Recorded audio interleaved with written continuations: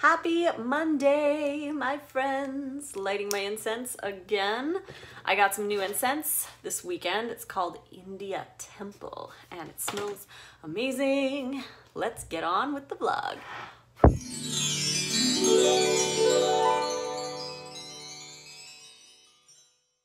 I hope everybody had a wonderful weekend. Ours was pretty chill. We did some grocery shopping. We did a lot of relaxing because we have a massive 2 weeks coming up starting on Saturday. So a lot's going to be happening. I don't know how regular I'll be with the vlogs, but I will definitely try to get them out as often as I possibly can.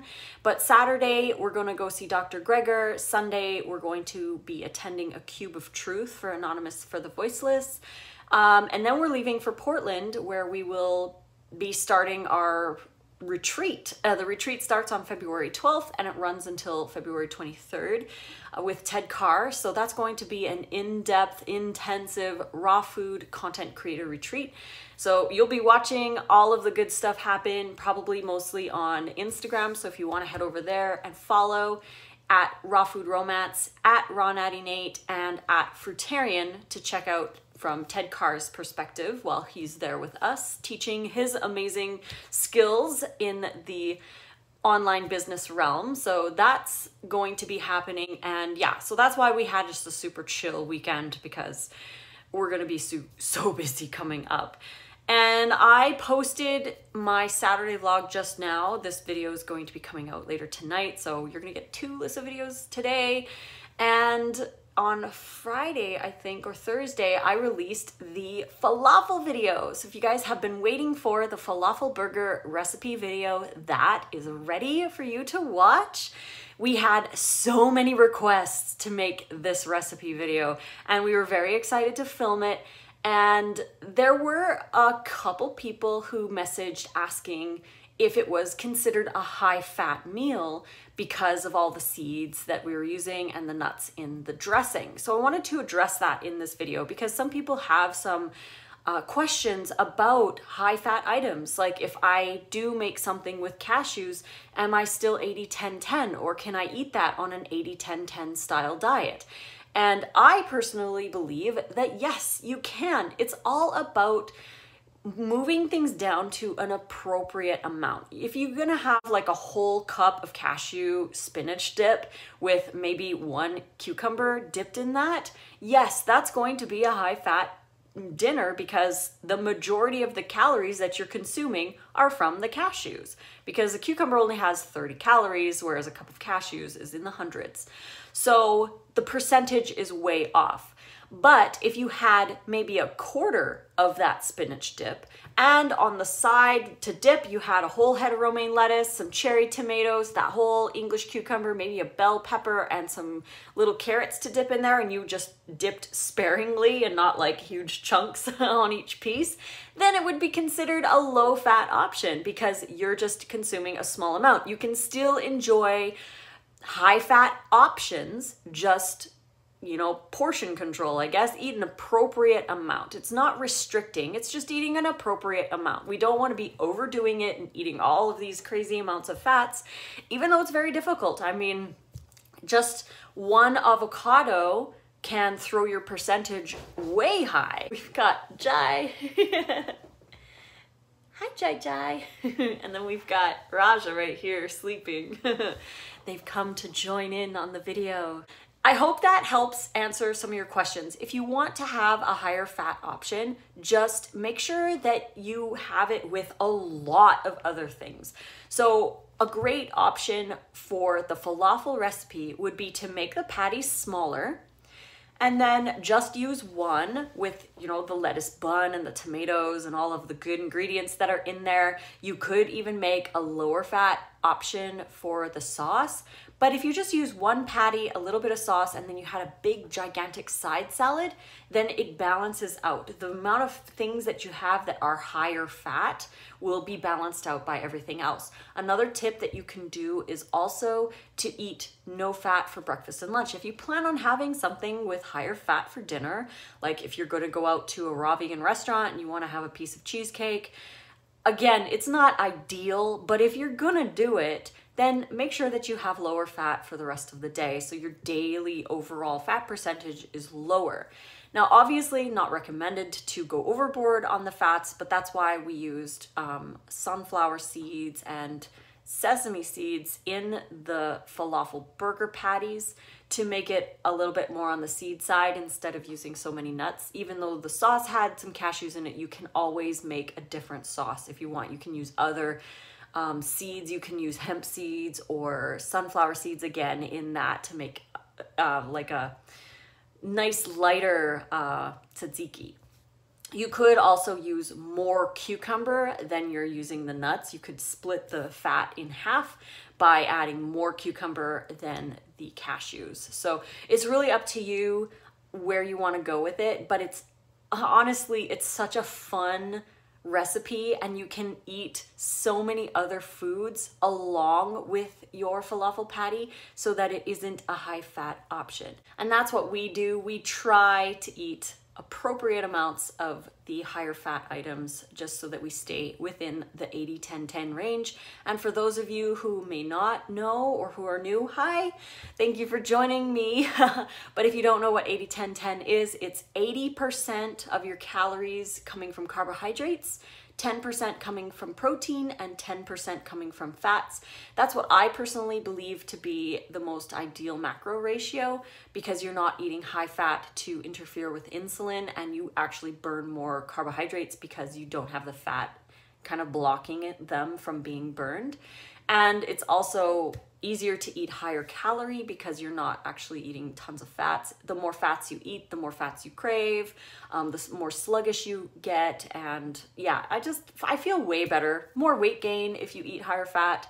I just feel much better eating on the lower fat scale. And again, lower fat to me is anything between 5 and 20% of your calories coming from fat. Anything more than that, and I actually start to notice symptoms like tiredness, cravings, and over a long period of time, I have experienced small weight gains if I constantly do higher fat percentage. So that's just my 2 cents on the deal.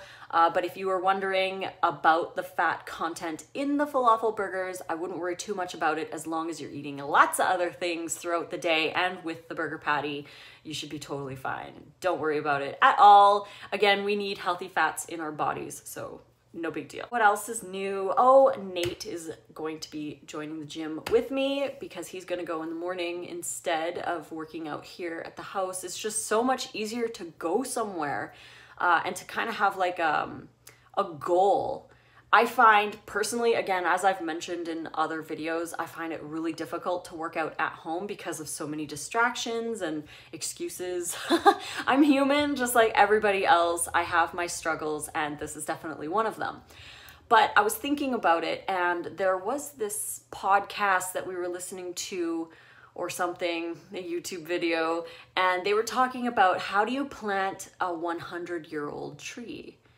And the answer really is to go back in time and plant it 100 years ago. But if you start it today, in 100 years, you'll have a 100-year-old tree. But you have to actually plant the tree today in order to have that 100-year-old tree, because we can't go into the past and plant it. So we have to start it today. And that really was impactful to me because I thought about you guys, maybe if you're trying to switch over to a vegan diet or even raw vegan diet, start today. And a lot of people might not be able to do it if they're coming from a diet that is full of processed foods and animal products, because if you're not eating enough fiber, then your gut bacteria colonies are all out of whack. They're tuned to eat that. So if you go right into raw vegan diet and you're eating massive salads like we are, sometimes it can cause gas and bloating right off the bat because you just don't have the gut bacteria ready yet. Yet is a key word, yet, to digest those big giant salads. So you want to maybe go slower. Like if you jump right in and you notice, whoa, that's a lot, just make sure that you keep the animal products out, but you can still do the cooked food while you're transitioning. And just be careful of the word transition, because I know a lot of people will use the word transition to continually justify things that they know they shouldn't be eating. And we all know, again, we all know what those foods are. So if you need to use the word transition to justify continuing to eat something, then you know you shouldn't be eating it. But yeah, if you need to transition slowly, just do whole food plant-based with no oil. So you can boil some potatoes, you can steam some broccoli, just don't use salt or oil on any of those products, and eat them with raw food. So you can have like a salad with a small sweet potato in it. And over time, you know, over the next week or 2 or 3, depending on how long you need to do this transition, then slowly make smaller potatoes or half a potato, and then eventually no more potatoes, or rice or quinoa or whatever else you're using. If you want to go raw, that's if you want to. You really have to ask yourself, is that what you truly want?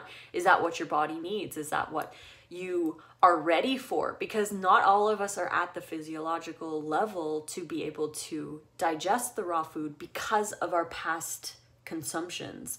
Like if you're eating junk food, it's very difficult to jump over to a raw vegan diet. Now, some people can, like I did.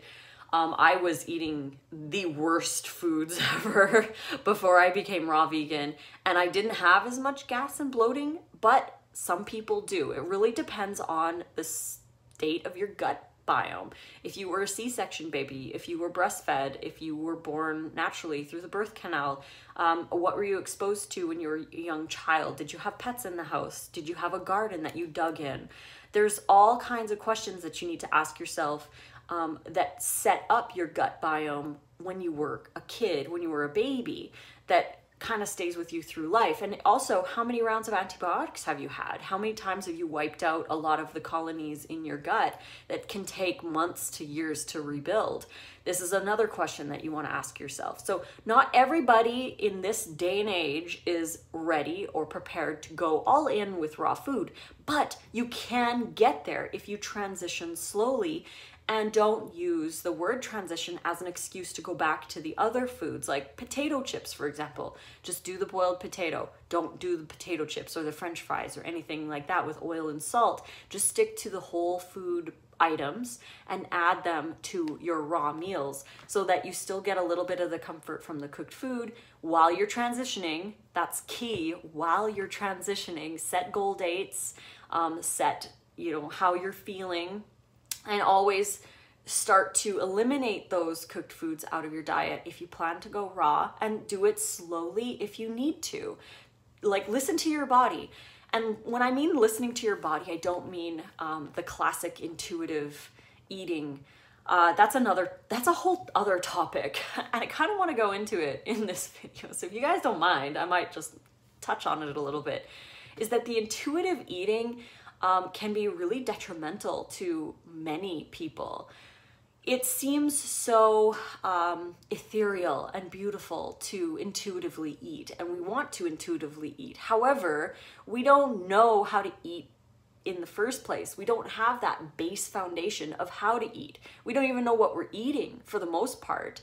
So when you want to intuitively eat, I would have to say a very, very extremely high percentage of people who tell me that intuitively eat are actually not eating enough. And if they're not eating enough, I know so many people have messaged me and we've chronometered stuff and it's like 800, 900 calories, or maybe 1200 max, and they say, I'm full, I don't want to eat anymore, and this is enough for me. But unfortunately, if you are constantly under eating over time, you're going to run into nutritional deficiencies, you're going to get tired, you're going to have all kinds of issues because you're not feeding your body properly and you're not feeding your gut biome properly. So that is a big issue with the intuitive eating belief system, because until you learn how to eat and what your body needs and how much to eat, you can't intuitively eat because you don't know. And that's not a fault of yours at all. It's just the belief conditioning that you've grown up in. And it just takes that courage to change your belief system and to change what you think about food and start learning about food. That's why I highly recommend using the app Chronometer, just because if you start putting the foods that you eat daily into Chronometer, you really learn about the foods that you're eating. You learn how much you need to feel good. Say you eat say you enter everything and you're 1,500 calories and you just don't feel as awesome as you thought you would, but then the next day you eat 2,200 calories at 10% fats and you feel awesome. You're learning these things about yourself, and it's important. Just think of chronometer as training wheels on a bike. The training wheels are chronometer teaching you how to eat on this new lifestyle. And you don't need to track forever. Some people are scared of that because they want to intuitively eat. They just want to go with what's natural. However, we don't know what's natural anymore because of, again, the belief system that we grew up in and the reward cycle. Oh, the reward cycle is another thing. Like, we are rewarding ourselves with foods that aren't helping us at all. Our reward should be health. We should want health. That's what we should be looking for. And when people say that, like, if they're craving a pizza and they want to think about all the negative effects of what the pizza does to them, it's not a big deterrent to stop eating the pizza. We need to think about the reward that we get from choosing a healthy meal. So if you have a craving, just close your eyes and imagine how you'll feel. We make choices based on our feelings. We don't make choices necessarily based off what we know is right. At the moment, we feel like we're hungry. We feel like we need a numbing agent. We need comfort. We need that connection with the food. We need the taste. We need the convenience. We feel these things. They're not necessarily needs. They're feelings that are expressed in a craving. And if you can close your eyes and think about that raw salad, a dressing that you love, and you know what you're going to feel like after you, and then feel those feelings, because when you start to actually feel those feelings, you're imagining it in your mind, and you feel healthy, you feel grateful for the choice that you made. You don't feel regret, you don't feel guilt, you don't feel horrible, you feel hydrated and fresh and light and happy. And all of these good things, you are more drawn to choose the salad instead of thinking of all the crappy things that you're going to feel when you eat the pizza. So that, again, I'm just kind of talking. I hope you guys enjoy these vlogs. I know you do. You've said many times that you do. So again, just going to talk and let you know what's on my mind. So going back to the start now thought that I had a while ago, I am applying that to the exercise. Like I've mentioned before, the diet is easy, is so easy, but it's the working out that's hard for me. And I want to get more in tune with my body and my strength and all of that kind of stuff. But it's difficult. I'm doing much better. I finished my 7th workout. Yay me. But that is something that I really want to focus on this year. And I think about the me from 5 years ago when I first started raw, and I am so incredibly grateful to that girl for taking a chance, for making the choices, for taking those very first steps, those very first days, you know, day 3 or whatever. And I'm so grateful that that girl who I was 5 years ago made those choices. And now I'm looking at myself today and thinking, I want the me from next year to be grateful to me right now in this very moment. I have the power to get to a goal of any kind. I mean, just the goal of even just working out every day. I don't really have any like super fitness goals or anything. I just want to be healthy. I want to exercise for the health benefits. And whatever my body changes along the way is going to be great. I want more strength. I want even better sleeps, even better digestion. Like, I just want improved health, even though I'm already at a really great level. I just want to see and I want to experience the health that exercise has to offer. So that's why I'm doing this. But I want the me from a year from now to look back on this very video and say, I am so grateful to that version of me that walked to the gym in the rain and the snow, that walked when she didn't want to walk, that went when she was still tired, that went even though she had a small workout, she still went. Because honestly, it's not what you do at the gym. So many people will go to the gym and they'll do like a 2-hour workout and they'll be like, whew, and then they don't go for 3 days or a week or whatever. Maybe they'll go 3 times a week and then all of a sudden they don't go anymore. It's not about the amount of stuff you do at the gym. It's about going consistently. So if you go and you only do a 10-minute workout, that's a win. That's awesome. You should be super proud of yourself because you're creating consistency. And success is in consistency. It's not what you do once in a while. It's what you do every day, even if it's a small thing, because you want to create that routine. You want to go every day. And the same can be said for diet. So if you guys are having issues moving over to a vegan diet, remember that it's all about consistency. It's not doing like meatless Monday and then not doing vegan the rest of the week. It's about doing meatless Monday and then maybe a lunch, a vegan lunch on Tuesday, a vegan lunch on Wednesday. Maybe you do another meatless Thursday or something. And you constantly make those improvements and improve every week, every month, every year. You're making those strides. You're not just doing once and then that's that. You want to constantly be improving. And again, consistency is key. I think of any word, if you want success, you got to be consistent at something. And even taking days off, like I'm still going to go to the gym on my days off if I can and just stretch. Don't have to do a heavy workout sometimes. You just need to stretch, but it's the act of going. It's the act of being there. It's the act of actually consciously taking that effort, because it's so easy for us to take a day off our diet or take a day off the gym and then never go back. Very, very easy, because we haven't created that foundation yet, which comes from consistency, which comes from just going no matter how you feel, no matter what's going on in your life. And even if you're feeling sick or you have other engagements or whatever, maybe just consciously takes 5 minutes out and spend that time with yourself. If you can't make it to the gym, or if you can't make it to your workout room, or if you can't do whatever, even just doing like a 5-minute meditation or something, just to stay consistent with knowing that you're working on yourself. And don't let that go. I know it's hard, but that's just what I wanted to say for today. I hope you guys enjoyed this video. And if you want to support us and enjoy some great recipes, you can follow the link right here. You can paste payhip.com/rawfoodromance into your browser. Go to that website and find our awesome raw vegan recipes. The link is also in the description box below for the ebooks and the Amazon print versions.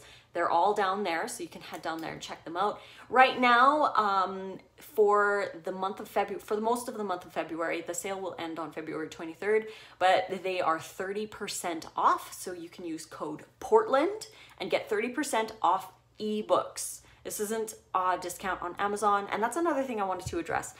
Some people say that they wish that they could get coupon codes for Amazon. Unfortunately, I don't have any control over the sales that Amazon does.